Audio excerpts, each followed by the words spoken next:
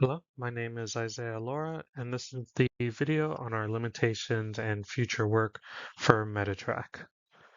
So first, we want to start off with the known limitations, starting off on the left-hand side. The most critical, the database itself.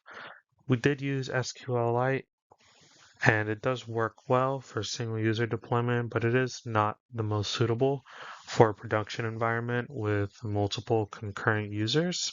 So a real clinic deployment would need to migrate PostgreSQL, and that would work best for a lot of users at the same time. Moving on to security, we did use SHA-256 for password hashing, which is part of Python's standard library and gets the job done for this project. However, for production use, it should be upgraded to Bcrypt or Argon 2, which is specifically designed for password storage and significantly more resistant to brute force attacks. Moving on to the server itself, we're running the Flask built-in development server, and that is good for local use, but like I said earlier, for production deployment, it would be best to use Johnathan as an application server behind an Nginx reverse proxy. And moving on, we did have some other features that we did want to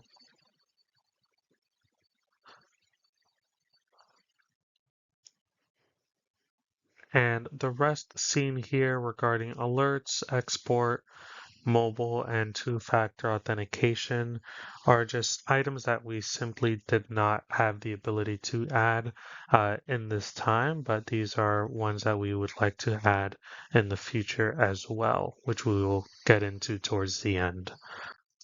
Now moving on to the next slide, the technical debt, which just goes into some things that we would change if we were to tackle it again or revamp some items moving forward. First, starting off with the main Python file, just titled app.py.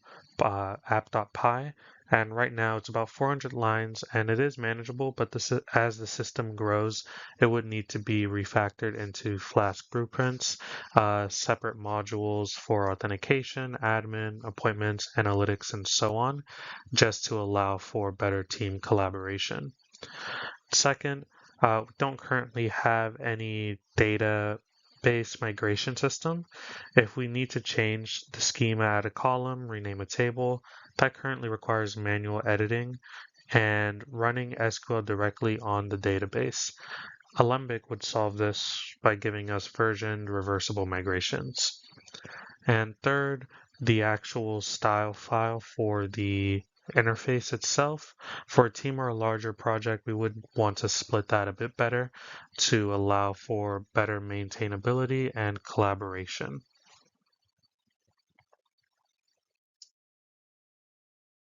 And this is just a roadmap for some of the features we would prioritize for future development and the effort level for some of those features as well.